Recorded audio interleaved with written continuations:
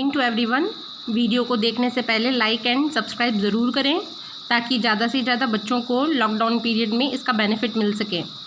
पिछले क्लास में हमने फोटोसिंथेसिस के बारे में जनरल इन्फॉर्मेशंस ली थी और फोटोसिंथेसिस के बारे में हमने बहुत सारी बातें बताते हुए बताया था कि प्रोसेस ग्रीन जो पार्ट्स होते हैं प्लांट के उन्हीं में होती है।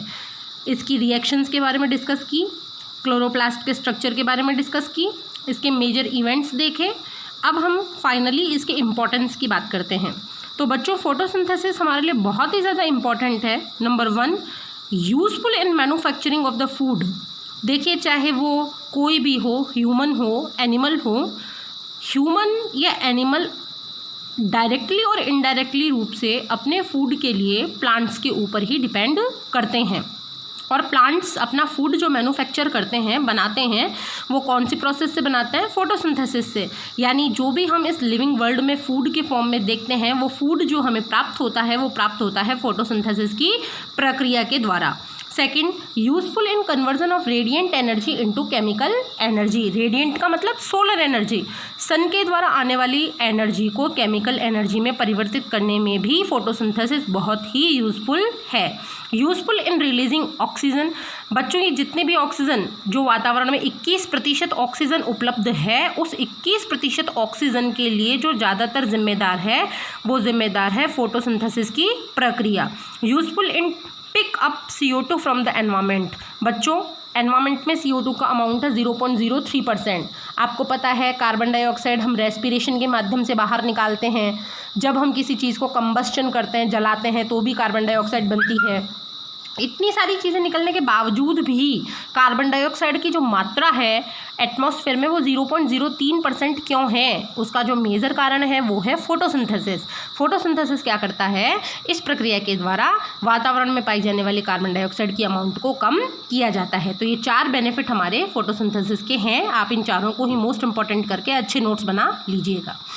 आगे हम ऑटोट्रॉफिक न्यूट्रिशन के बारे में बात करते हैं, हेटेरोट्रॉफिक न्यूट्रिशन की। They can obtain their food from other organism. जिन ऑर्गेनिजम्स में हेटेरोट्रॉफिक न्यूट्रिशन पाया जाता है वो अपना फूड खुद नहीं बनाते, वो कहाँ से लेते हैं? अदर ऑर्गेनिजम्स से। इसके एग्जाम्पल हो गए एनिमल्स। अब हम बात करते हैं हेटेरोट्रॉफिक न्यूट्रिशन के टाइप्स क्या हैं। तो हेटेरोट्रॉफिक न्यूट्रिशंस के मेजर फॉर्म में 3 टाइप्स हैं। पहले टाइप के ऊपर आते हैं saprophytic nutrition. It is a mode of nutrition in which organism obtain their food from dead and decay organism. आपको डेफिनेशन याद करने की आवश्यकता नहीं है, आप अपने कंसेप्ट्स को क्लियर कीजिए। आपको सैप्रोफाइटिक न्यूट्रिशन का नाम आते ही दिमाग में आना चाहिए कि ऐसा न्यूट्रिशन जिसमें ऑर्गेनिज्म अपना फूड मृत और सड़े गले, डेड का मतलब मरा हुआ और डिके का मतलब सड़े गले पदार्थों से या ऑर्गेनिज्म से लेता है, वो न्यूट्रिशन कहलाता है सैप्रोफाइटिक न्यूट्रिशन। और वो ऑर्गेनिज्म यानी कि वो प्लांट कहलाता है सैप्रोफाइट और वो एनिमल कहलाता है सैप्रोजॉइट। ये दोनों नाम याद रखिएगा।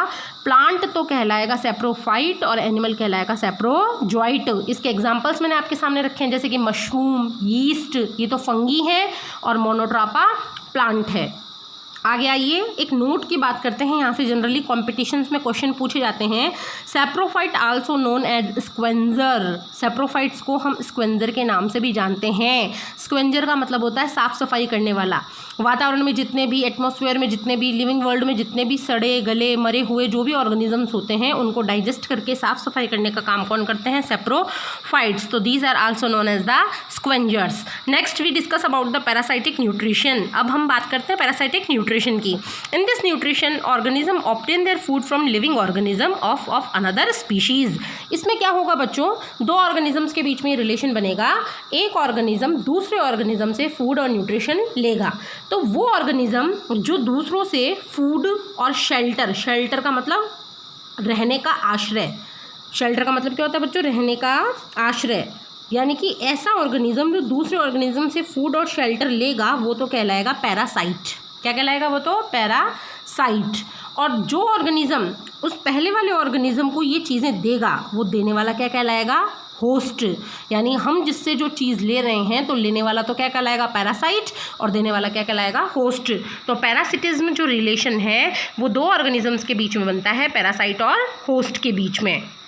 ऐसे पैरासाइट जिनके कारण डिजीज़ हो जाती है उन पैरासाइट्स को हम कहते हैं पैथोजन, यानी ऐसे पैरासाइट्स जो डिजीज़ कॉज करेंगे वो पैथोजन कहलाते हैं। पैरासाइट्स प्रेजेंस के आधार पर दो प्रकार के होते हैं, फर्स्ट एक्टोपैरासाइट्स, दूसरे एंडोपैरासाइट्स। एक्टोपैरासाइट्स वो होते हैं जो बॉडी के ऊपर रहते हैं और एंडोपैरासाइट्स वो होते हैं जो बॉडी के अंदर रहते हैं। यहाँ पर मैंने अपोजिट लिख दिया है बच्चों, इसको आप इसमें मानिएगा, इसको आप इसमें मानिएगा। मीन यहाँ पर आपको करना है एंडो और यहाँ पर आपको करना है एक्टो।